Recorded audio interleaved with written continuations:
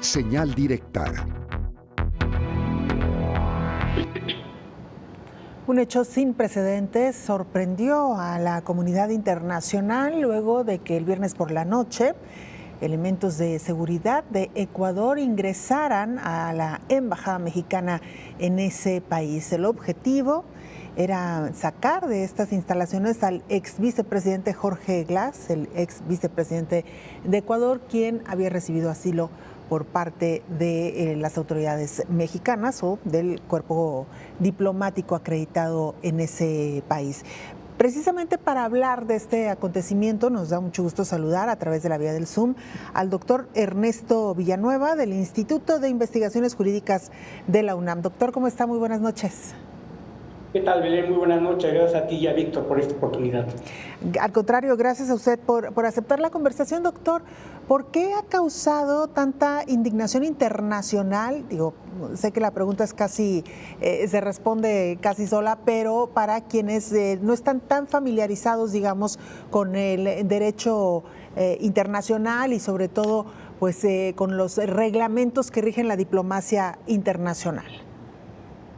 Mira, efectivamente, la Convención de Viena sobre las relaciones diplomáticas entre los países, el punto de partida es la inviolabilidad de los recintos de las sedes de embajadas y consulados de los distintos países, que son una extensión del territorio de cada país que se acredita ante el país anfitrión, y el país anfitrión pues tiene la obligación de respetar en todo momento la inviolabilidad de esta sede, de estos espacios, razón por la cual al llevar a cabo esta acción, pues se rompe este principio esencial y por tanto pues es un asunto que no tiene prácticamente precedentes y es gravísimo en el caso de una historia ya de más de 200 años con Ecuador, entre Ecuador y México, ¿no? Claro. Doctor, yéndonos un poquito atrás, ¿cómo se genera este conflicto? Y me gustaría si nos pudiera precisar también este tema que ha causado mucha polémica. Al ser el ex vicepresidente ecuatoriano una persona señalada por algunos delitos, muchos se preguntan si el gobierno mexicano debió o no asilarlo. ¿Qué dice la ley en cuestiones de este tipo? Bueno, una cosa es la parte de la opinión política, yo me voy a ir a la parte jurídica. En el tema jurídico hay dos convenciones, la de asilo diplomático y la convención también de asilo territorial. En la de asilo diplomático efectivamente es más restrictiva, señala que aquellas personas que tengan una causa, que ya estén procesados, señalados o por delitos comunes, pues no pueden ser o gozar del asilo diplomático. Y en el cambio en el territorial, no importa la circunstancia, puede ser también delitos del fuero común, pero en ambos casos, quien califica si son o no son, o si tienen relación con una cuestión política, es el país anfitrión, es decir, el que otorga o no el asilo. En el caso de México y en general en América, habría que señalar que nuestra Corte Interamericana de Derechos Humanos, paradójicamente, en la opinión consultiva 5 del 2018, precisamente a petición de Ecuador, sobre el alcance de la figura del asilo en la Convención Americana, cuál era el papel, señaló que el asilo se debe de otorgar en función de las convenciones y de las leyes nacionales. En el caso de México, la figura del asilo está prevista en el artículo 11 de nuestra Constitución, desde el 2011 precisamente, que una gran reforma de derechos humanos, y en la ley reglamentaria no hay distinción del asilo, si es territorial o es diplomático, es decir, engloba por lo que llamamos el principio de pro persona, es decir, la norma que mayor beneficie y que retoma lo que se denomina la doctrina latinoamericana del asilo. De tal suerte que esta es, digamos, la explicación jurídica en el caso concreto, que se ha dejado de lado esta explicación que me parece muy importante, es muy técnica, lo sé, pero todo el mundo se va solamente a ver la parte de la superficie y no hay una interpretación sistemática, que creo que es importante tenerla. Claro, podríamos decir que de acuerdo pues a la decisión de México, entonces el país, es decir, México, quizá determinó que se trataba más de un personaje perseguido más que alguien que estuviera señalado por algunos delitos. Bueno, aunque estuviera señalado por algunos delitos, la consideración en este caso de México, que lo puede hacer porque la ley le permite, la Constitución le permite y la interpretación de la Corte Interamericana le permite, es calificar si efectivamente esos delitos del fuero común o de los comunes tienen una intencionalidad política. Entonces, en este caso, así lo hizo el gobierno mexicano y actuó en consecuencia.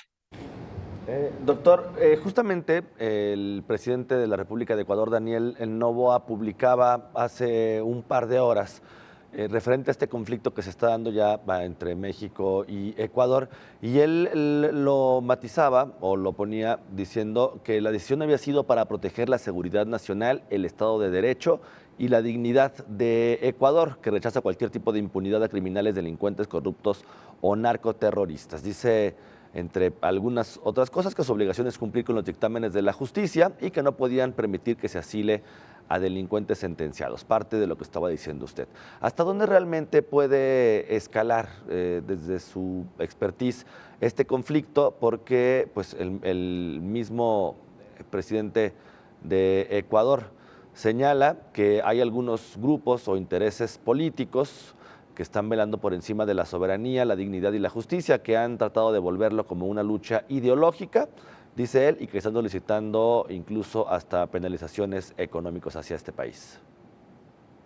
Bueno, efectivamente, aquí es muy importante señalar, digamos que estamos en la parte de los alegatos. Evidentemente, el gobierno de Ecuador en su favor está diciendo, como un atenuante o una justificación, pues que había un riesgo inminente de fuga de una persona que a juicio del gobierno ecuatoriano estaba ya, digamos, tenía órdenes de aprehensión dictadas por los órganos jurisdiccionales de ese país. Sin embargo, ¿qué es lo que debió haber pasado? ¿Qué es lo que debió haber hecho?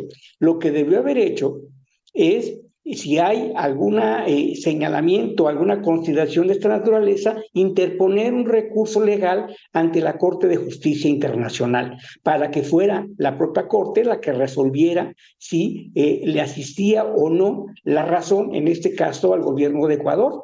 Pero es como el asunto que llamamos, y esto para hacer una analogía, justicia por propia mano. Si a mí me roban en mi casa, ¿qué es lo que tengo que hacer? Bueno, si yo sé quiénes son, pues presentar una denuncia ante la fiscalía. Pero si yo salgo con una pistola y llego y mato al asaltante y lo ando buscando, bueno, evidentemente ahí ya no, eso no está permitido, está estrictamente prohibido hacer justicia por propia mano. Es una característica básica de todo sistema de derecho. Claro. Doctor, las autoridades mexicanas han dicho ya a través de la canciller Alicia Bárcena que acudirán ante tribunales internacionales para pues, precisamente dirimir este conflicto. Decir también que México rompió relaciones ya con Ecuador y se han sumado países, por ejemplo, como Nicaragua. Pero en ese sentido, doctor, de acuerdo a lo que dicta también el derecho internacional, ¿a qué sanciones podría hacerse acreedor Ecuador luego de haber allanado territorio mexicano en Ecuador? Bueno, básicamente las sanciones pueden ser en dos órdenes: sanciones económicas, multas, y también la sanción o retirarlo de algunos de los comités de las organizaciones, en este caso de los comités de la Organización de las Naciones Unidas. Esos serían los dos caminos, sin también dejar de lado que al margen de lo que establezca la Corte de Justicia Internacional, se podrían imponer pues, sanciones de carácter de restricciones económicas México, por ejemplo, es miembro de distintos organismos en materia de comercio en la región, cuya presencia es significativa y evidentemente la asimetría tan grande en una economía como la mexicana, que es más de 20 veces más grande que la de Ecuador,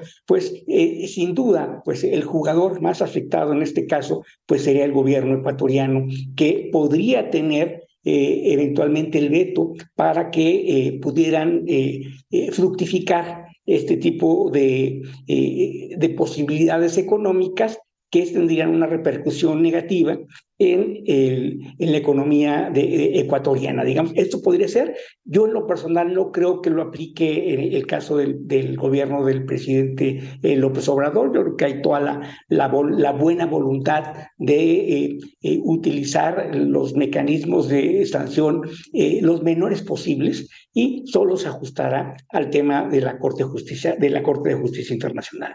Bueno, pues sin duda, doctor, un tema que todavía va a dar para largo y hay que ver también qué es lo que finalmente van diciendo las instancias internacionales. Doctor Eduardo Villanueva, del Instituto de Investigaciones Jurídicas de la UNAM, muchísimas gracias por atender este llamado. Gracias a ustedes. Buenas noches.